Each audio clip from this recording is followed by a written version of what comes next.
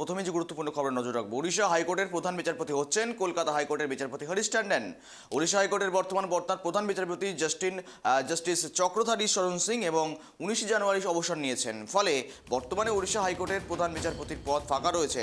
সেই জায়গাতেই ওড়িশা হাইকোর্টের প্রধান বিচারপতি হিসেবে কলকাতা হাইকোর্টের বিচারপতি হরিশ ট্যান্ডনের নাম প্রস্তাব করেছে সুপ্রিম কোর্টের কলেজিয়াম।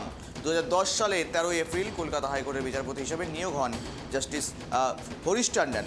সেই থেকে দীর্ঘ প্রায় 15 বছর ধরে কলকাতা হাইকোর্টের বিচারপতি হিসেবেই নিজের দায়িত্ব পালন করে চলেছেন জাস্টিস হরিশ ট্যান্ডন। সারা দেশের সমস্ত হাইকোর্টের প্রধান বিচারপতি পদসহ বিচারপতিদের সিনিয়রিটির র্যাঙ্কিংয়ের তালিকায় 7 নম্বর রয়েছেন জাস্টিস হরিশ ট্যান্ডন। তিনি কলকাতা হাইকোর্টের একজন সিনিয়র বিচারপতি হওয়ার আগে তিনি কলকাতা হাইকোর্টের দেওয়ানি বিষয়ক আইনজীবী হিসেবেও প্র্যাকটিস করতেন এবং সেখান থেকে এবার ওড়িশা হাইকোর্টের প্রধান বিচারপতির পদে বসতে চলেছেন তিনি। এই সমস্ত বিষয় নিয়ে আমরা আপডেট নেব। সঙ্গে রয়েছে আমার সহকর্মী রিমিক।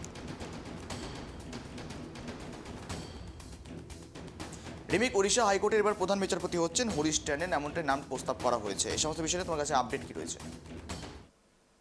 তুমি দেখো, উড়িষ্যা হাইকোর্টের প্রধান বিচারপতি হয়ে যাচ্ছেন কলকাতা হাইকোর্টের বিচারপতি হরিশ ট্যান্ডন এবং ওড়িশা হাইকোর্টের বর্তমান যিনি প্রধান বিচারপতি রয়েছেন সেই জাস্টিস চক্রধারী শরণ সিং গত 19 জানুয়ারি অবসর নিয়েছেন। বলে বর্তমানে ওড়িশা হাইকোর্টের প্রধান বিচারপতি পদ ফাঁকা রয়েছে। সেই জায়গাতেই এবার ওড়িশা হাইকোর্টের প্রধান বিচারপতি হয়ে যাচ্ছেন হরিশ ট্যান্ডন। তার নাম কিন্তু প্রস্তাব করেছেন সুপ্রিম কোর্টের যে কলেজিয়াম রয়েছে সেই কলেজিয়াম। তোমায় জানিয়ে রাখবো যে হরিশ ট্যান্ডন একজন অত্যন্ত বর্ষীয় বিচারপতি। 2010 সালের 13 এপ্রিল তিনি কলকাতা হাইকোর্টের বিচারপতি হিসেবে নিয়োগ হন এবং সেই থেকে তিনি দীর্ঘ প্রায় 15 বছর ধরে কলকাতা হাইকোর্টের বিচারপতি হিসেবে নিজের দায়িত্ব পালন করছেন এবং সারা দেশের সমস্ত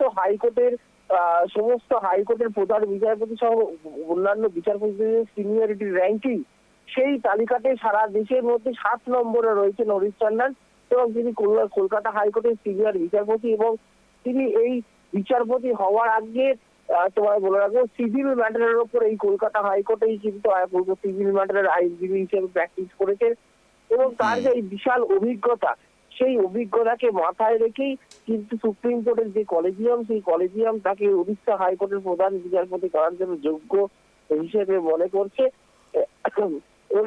সেই কারণেই তার নাম কিন্তু প্রস্তাব করা হয়েছে এবং যেটা জানা যাচ্ছে যে খুব শীঘ্রই তিনি কলকাতা হাইকোর্ট থেকে উড়িষ্যা হাইকোর্টের প্রধান বিচারপতি হিসেবে দায়িত্ব নিতে চলেছেন।